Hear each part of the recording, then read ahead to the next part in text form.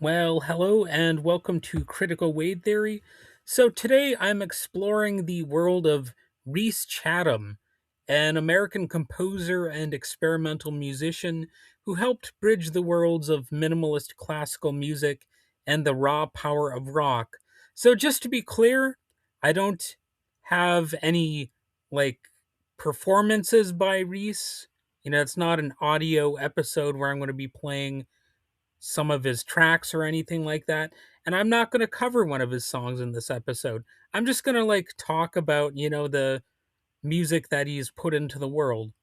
So if you've ever wondered what it sounds like when 100 electric guitars play together, you're already stepping into Chatham's world a little bit. Rhys Chatham was born on September 19th, 1952 in Manhattan, New York. He grew up in the middle of a city that was about to become one of the most important creative laboratories for experimental music. His path into music started in a way that might surprise you for somebody who is an electric guitarist. Before becoming known as a composer, Chatham worked as a piano tuner, not just for anyone, but for some of the most important figures in avant garde and classical music. He tuned pianos for minimalist composer Lamont Young, and he also tuned instruments for legendary classical performers like Glenn Gould, Gustav Lennart, and Rosalind Turek.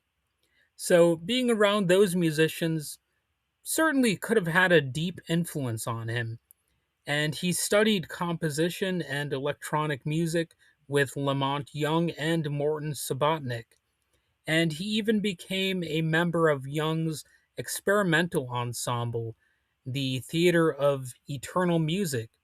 So, he was kind of immersed in these different composers' worlds. And in the early 1970s, Chatham stepped into an important cultural role.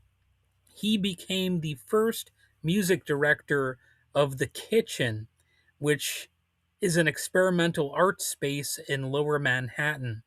And at the time, downtown New York was exploding with new ideas in music, performance art, and film, and the kitchen became one of the centers of that whole scene. But the real turning point in Chatham's musical direction actually happened in 1976, and it was sort of an unexpected thing. At the time, he was playing flute in Peter Gordon's Love of Life Orchestra, but one night he went to the legendary club CBGB and saw the Ramones perform. And that's right, he became a fan of the Ramones. And for Chatham, it was a revelation.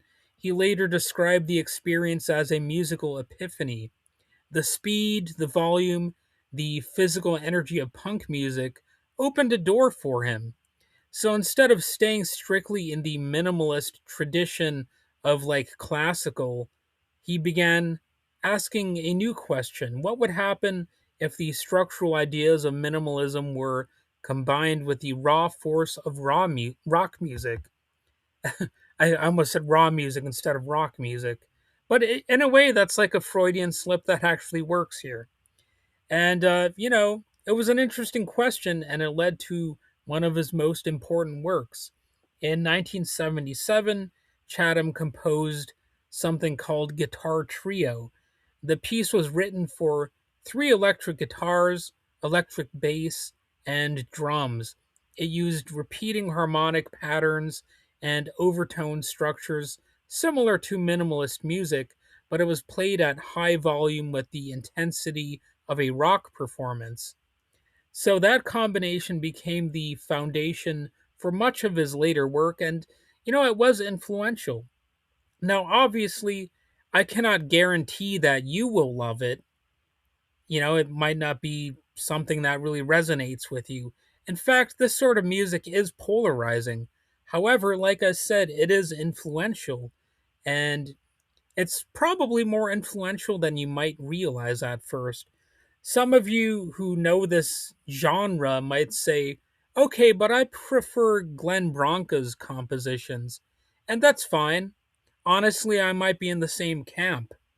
However, from what I understand, and feel free to correct me if I'm wrong about this, but from what I understand, Rhys Chatham emerged first, serving as a primary influence and a mentor to people like Glenn Branca during that early development of the New York no wave and avant garde guitar scenes. So, at the very least, you have to give Rhys some credit for being one of the people who innovated in this particular genre or subgenre. And during the late 1970s and 1980s, Chatham was connected to the no wave and post punk scenes in New York, and no wave musicians rejected traditional rock structures to a large degree and often pushed towards noise, dissonance, and some stripped down experimentation.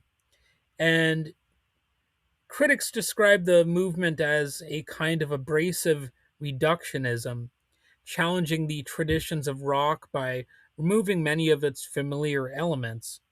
And Chatham's music fit naturally into that environment. But he was also pushing something new, the idea of the guitar orchestra. Now, I don't know for a fact that he invented it or anything like that. He probably didn't. You probably had previous uh, organizations of sound that were something like a guitar orchestra, but he definitely helped bring it into the modern mainstream. And certainly, he was one of the people who kind of used the guitar in a different way than what had been expected before. So instead of writing for a traditional classical orchestra, Chatham began composing pieces for large groups of electric guitars, and these ensembles could range from a handful of players to dozens or even hundreds. That's right, hundreds. And one of the most famous examples is called An Angel Moves Too Fast to See, written in 1989 for 100 electric guitars. So imagine the sound of a single guitar chord multiplied across a huge group of players, creating a massive wall of harmonics and overtones. So the effect is less like a rock band and more like a giant vibrating sound sculpture. And Chatham kept expanding on this idea. That's one of the things pretty common to artists. They don't want to just do one thing, they want to do variations of different things. So in the mid 2000s, he created what may be his most ambitious work, titled A Crimson Grail. That piece was written for hundreds of electric guitars, and in 2005, it was performed in Paris by 400 guitarists, playing together outdoors for an audience of thousands. And the performance turned the electric guitar into something orchestral or maybe beyond. It was like filling an entire city space with guitar sound. And even beyond the guitar orchestra pieces, Chatham's music continued to evolve. So throughout the 1980s, he developed his trumpet playing and wrote works which explored the sonic possibilities of brass instruments.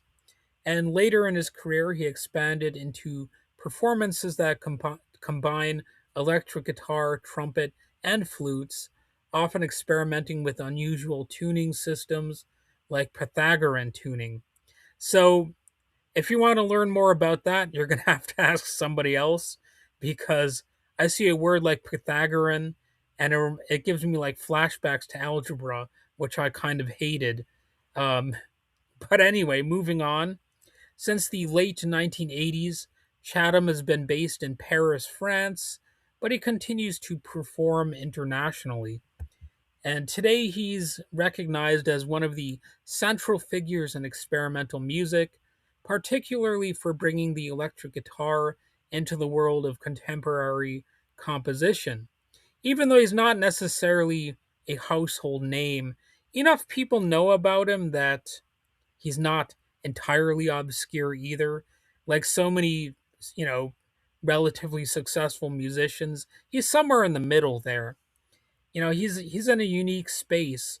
It's still part classical minimalism, definitely part punk energy, and part large scale sound experiment. And perhaps that's what makes his music compelling to some people. He reimagined what a guitar ensemble could be, and it goes from 3 guitars to 400. His work shows that a familiar instrument can become something entirely new when placed in a different musical context. And if you ever get the chance to experience one of those massive guitar orchestras live, you understand why it's force. It's like a physical wave of sound. And again, I can't guarantee you that you'll like what you hear necessarily. I'm sure he has critics, everybody seems to.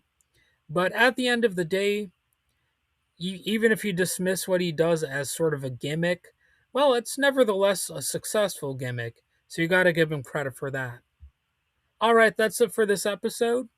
I hope you enjoyed it, and hope you found it to be a fitting tribute.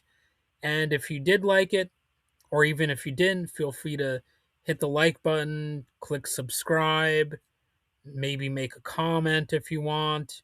I don't know, try to make it a good comment, something that's worth reading. Um, anyway, that's about it. Have a good one.